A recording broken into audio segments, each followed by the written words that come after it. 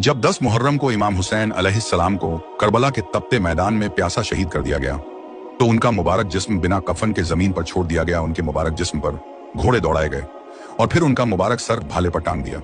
Yazidi फौज के लिए यह फतेह का ऐलान था, लेकिन असल में यह इंसानियत की सबसे बड़ी हार थी। इमाम हुसैन अलैहिस्सलाम की शहादत के बाद यजीद की फौज अब ख्वातीन और बच्चों की तरफ बढ़ी। हुसैनी खेमों को आग लगा दी गई। औरतें और बच्चे डर के मारे इधर उधर भागे, लेकिन उनके पास ना चादर थी ना हिफाजत। आग की लपटों और धुएं के बीच बीबियां चिल्ला रही थीं, बच्चे रो रहे थे। उसी बीच हजरत सकीना सलामुल्लाह अलैहा, जो इमाम हुसैन अलैहिस्सलाम की छोटी बेटी थी, अपने बाबा को ढूंढ रही थी। तभी सिमर ने हजरत सकीना को देखा और कहा, यह तो हुसैन की बेटी है। सिमर मलाउन फौरन हजरत सकीना के पास गया और उनकी कानों से बालियां खींच ली। उनके कान जख्मी हो गए। क्या कसूर था उस मासूम बच्ची का? सिर्फ ये कि वो हुसैन अलैहिस्सलाम की बेटी थी। इमाम हुसैन अलैहिस्सलाम का सर, जिसे रसूलुल्लाह ने अपने होंठों से चूमा था, उसे एक भाले पर टांगा गया।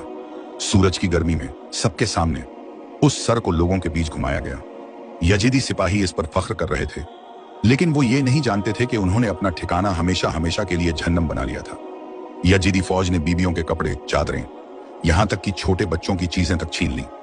उन्हें लगा था कि हुसैन अलैहिस्सलाम के खेमों में सोना, चांदी और माल मिलेगा, लेकिन जब कुछ ना मिला तो उन्होंने जुल्म करके अपना दिल ठंडा किया। इमाम जैनुल आबिदीन अलैहिस्सलाम, जो उस वक्त बहुत बीमार थे, उन्हें भी कैद कर लिया गया। उनके गले में लोहे का तोक था, हाथों और पैरों में बेड़ियां थीं और उन्हें रस्सियों में बांधकर घसीटा गया। बीबियों और बच्चों को कैदी बना लिया गया।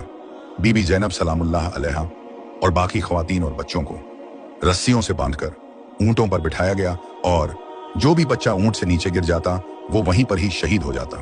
और बीवियों के पास ना चादर थी ना पर्दा, और इस काफिले को कूफा की तरफ रवाना किया गया।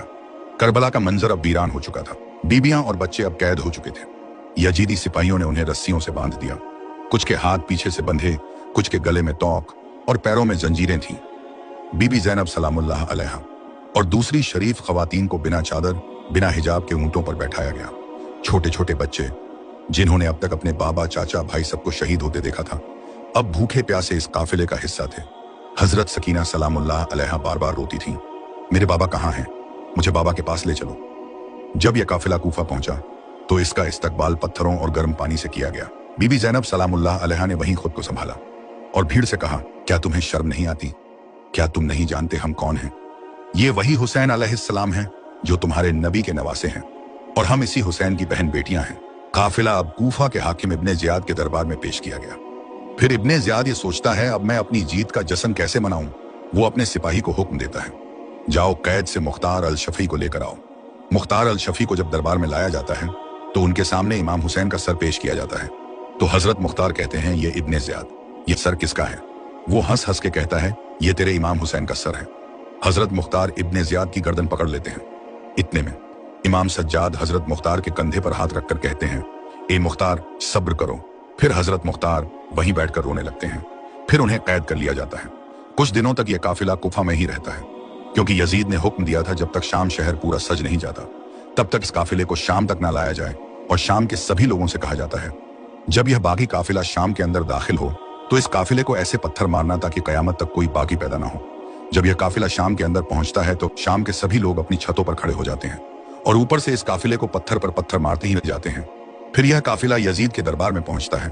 यजीद दरबार में खड़ा होकर इमाम हुसैन के सर की तौहीन करने लगता है और कहता है, काश आज मेरे बड़े जिंदा होते तो मैं उनसे कहता, देखो मैंने किस तरह अली के खानदान से बद्र वहूद का बदला लिया है। और यजीद फिर इमाम हुसैन के सर की तौहीन कर रहा था। वो घमंड से कह रहा था कि कैसे उसके बाप दादा ने हुकूमत की, फतेह की। उसे लगा कि उसने हुसैन इब्न अली को शहीद करके जीत हासिल कर ली है। इसी बीच मैं इमाम सज्जाद इब्न हुसैन जंजीरों में जकड़े, बीमार और कमजोर खड़े हुए यजीद से कहा, ए यजीद, मुझे भी मौका दे ताकि मैं भी बता सकूं कि मैं किसका बेटा किसका पोता हूं। दरबार के कुछ लोग इमाम सज्जाद का मजाक उड़ाने लगे और कहने लगे, ये बीमार कैदी आखिरकार क्या कहेगा? ए यजीद, बोलने दो, ये बीमार क्या ही बोल लेगा। फिर इमाम सज्जाद को मींबर पर आने की इजाजत दी गई। इमाम सज्जाद मींबर पर आए और फरमाने लगे, सब तारीफ उस अल्लाह के लिए है जिसके हाथ में पूरी कायनात का निजाम है, और सलाम उस मोहम्मद मुस्तफ़ा पर जिनकी वजह से हम सबको हिदायत मिली और जिनके दीन की खातिर हमारे घराने ने अपनी जान तक कुर्बान कर दी। मैं काबे का बेटा हूँ। मैं अली इब्न अबी तालिब का पोता हूँ, वही अली जिसने खैबर का दरवाजा तोड़ा था। मैं फातिमा जहरा सलामुल्लाह अलैहा का बेटा हूँ। मैं उस मोहम्मद का नवासा हूं जिन पर कुरान नाजिल हुआ, जिनके नाम की कस्में अल्लाह और फरिश्ते खाते हैं। ये जो सर भाले पर है, ये मेरे बाबा हुसैन इब्न अली का सर है। वही हुसैन जिनकी गर्दन को रसूलुल्लाह चूमा करते थे, वही हुसैन जिन्हें रसूलुल्लाह अपनी पीठ पर बिठाकर मस्जिद में लाया करते थे और अपने कंधों पर सवार किया करते थे। मैंने अपनी आंखों से देखा, करबला की तपती जमीन पर मेरे बाबा को प्यासा शहीद किया गया। हमारी बहन बेटियां की चादरें छीनी गईं, हमें जंजीरों से बांधा गया, बाजारों में फिराया गया, हम पर पत्थर फेंके गए। इन लोगों में वो गरीब बेटा हुआ जिसके सामने उसके बाबा हुसैन को जी बहा किया गया। मैं वह गरीब भतीजा हूं जिसके सामने उसके चाचा अब्बास को शहीद किया गया। ये लोगों मैं वो गरीब भाई हूं जिसके सामने उसकी 4 साला बहन सकीना को तमाचे मारे गए। इमाम सज्जाद के इस खुतबे में इतना ज्यादा दर्द था कि दरबार में सारे लोग रोने लगे। ये देखकर यजीद सोचने लगा कि इस तरह तो बगावत हो जाएगी। फिर यजीद अपने कुछ खास लोगों से कहता है कि अजान दी जाए।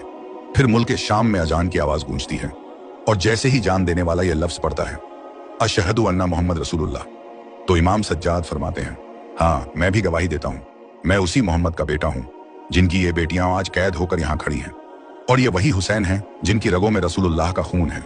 इमाम सज्जाद के उस खुतबे के बाद लोग यजीद से नफरत करने लगते हैं और यह खुतबा पूरे मुल्क के शाम में फैल जाता है। अब दोस्तों, मैं आपसे एक सवाल पूछता हूं, करबला के मैदान में सबसे ज्यादा जुल्म किसने सहा था? जिसने पूरा करबला का मंजर देखा था, अपना जवाब मुझे कमेंट में जरूर दें। यह सिर्फ कहानी नहीं बल्कि इंसानियत की सबसे बड़ी कुर्बानी है। इमाम हुसैन ने हमें सिखाया कि जुल्म के सामने सर कटा दो, पर जुल्म के सामने कभी सर झुकना नहीं चाहिए। बीबी ज़ैनब ने दिखाया कि औरत की आवाज भी जालिम के तख्त हिला सकती है। आज हमारा फर्ज है कि इस दर्द और हक की कहानी को अपने घर, स्कूल, दोस्तों और सोशल मीडिया तक पहुंचाएं।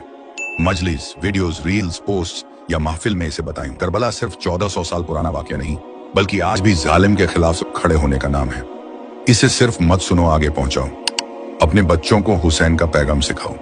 मजलिस में, वीडियो में, महफिल में, सोशल मीडिया पर शेयर करो, ताकि हर जमाने में हुसैनियत जिंदा रहे और जुल्म के तख्त हिलते रहें। करबला का पैगाम यही है, जुल्म के सामने सर झुका दो तो इंसानियत मर जाती है, जुल्म के खिलाफ खड़े हो जाओ तो हुसैनियत जिंदा रहती है।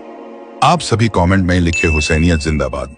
और दोस्तों, आपकी स्क्रीन पर हमने एक ऐसी वीडियो लगाई है जिसमें बताया गया है कि किस तरह हजरत अब्बास नहर फुरात से पानी लेने गए तो उन्होंने कैसे हजारों यजीद के सिपाहियों को चंद लम्हों में फिनार किया था, और किस तरह यजीद के लोगों ने हजरत अब्बास के दोनों बाजू को शहीद किया था।